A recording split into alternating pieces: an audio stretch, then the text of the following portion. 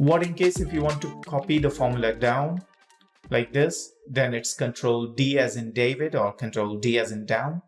Then again, we do not have Control U as in up, okay? It does not copy upwards. Either it can copy downwards with a Control D as in David or to the right with Control R as in Roger. For now, this does the job. Now we come to another phase over here when I need to determine the average salaries for those under marketing, but also those under payroll. So how do we do this? Now the average if function takes up only one criteria at a time. So that does not help because we have two criteria. One, the department. Second, the engagement type.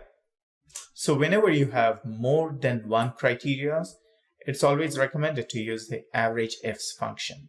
Now average ifs, first thing here, this is a bit different. First, it's asking the average range. What do you want to calculate the average of?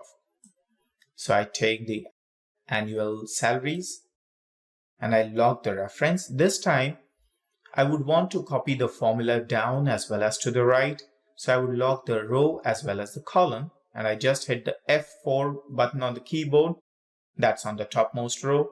For those who may not be able to use this example, for some who might be using the laptops, next to Control key on your keyboard on the left, you would have an FN key. That's FN.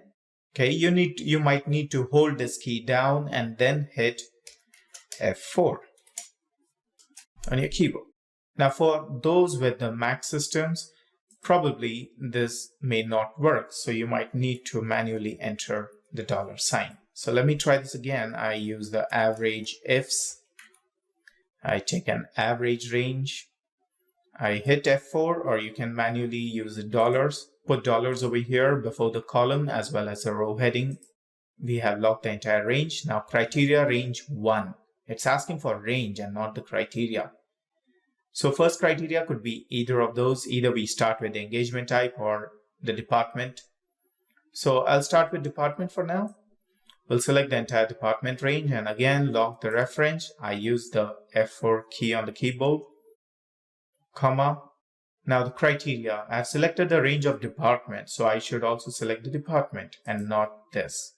Please ensure that we do not mix up with these two. While selecting the range, the corresponding heading should be selected. I hit comma again. Now it's asking for criteria range 2. What is the second criteria? That's the payroll. That's a form of engagement type. I select this entire engagement type, this column, and hit F4 again. Click comma and select the average salaries as this. Now there is one important thing which we need to do. Like I said, I'll be copying this formula to the right. So the moment I copy this formula to the right, since I did not lock this cell, the reference will shift towards the right as well. So I do not want that to happen. I want this particular cell's column to be locked, that is column I. So I'll put $1 before column I and this reference will be locked. Now further, I also want to copy this formula down over here. So it's absolutely fine if this reference shifts from payroll to contract down over here. But I do not want the reference over here of this row to come down. So I need to lock this row reference over here, that is K2. So I put a $sign before number 2. And I will not put $1 before column K or the heading K, because as I shift towards the right, I copy the formula towards the right, it should not stick to the column K. It should shift accordingly to subsequent columns, but only stick to this row. So I hit $1 only before the number 2, the row number. I close the bracket and hit enter.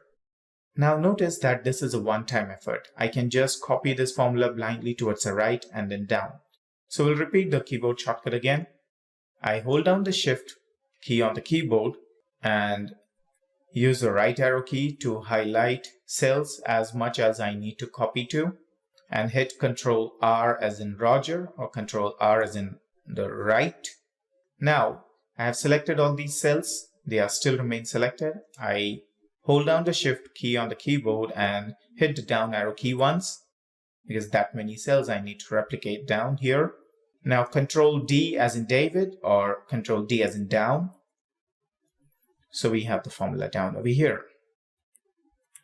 Now you need to notice something here. We have a div0 error. Now there will be times when you have this div0 error. I would recommend you to please ignore this for now. We will discuss about the errors later on. So there are two ways to handle this scenario right now. Either we use an if error function, okay, but that we will do later when we are dealing with handling errors. For now, you can just delete this or replace it with number 0. Replace it with this number 0, and that's it. So here we have this average salaries. But why did we get div0 errors? We got a div0 error because anything that is divided by 0 will result in div0 errors in Excel. Okay, for example, here we have, let's say, equal 2000 divided by 0. It's a div0 error. It wouldn't have been an error had it been 0 divided by 2000. The answer is 0. So here we are getting a div0 error because what is the formula for calculating averages? We take a total and then divide it with the count, correct? So the denominator is the employee count. Now in this case, although the total salaries was 0, the denominator, that is employee count, is also 0. Hence, it's a div0 error. So either you can manually change this, or later on I would also explain you automate this error handling as well. For now, we'll just leave this to 0. And yes, we have the average salaries. Let us make these aggregate ones look bold. Okay, this is the overall figures. And this bold as well as this in bold.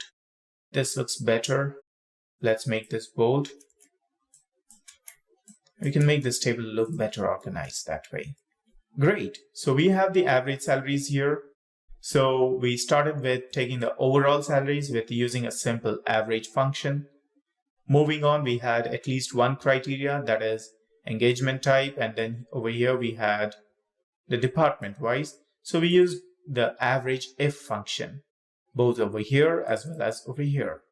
Now moving on, we had two criterias in this scenario. So we had to make use of the average ifs function, wherein it can handle multiple criteria. That can be 2, 3, 5, 10, your choice.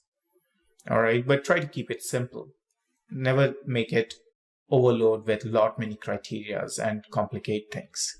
The key thing of Excel, of working and organizing your data in Excel, is keep it short and simple. You have the entire worksheet over here with thousands of cells.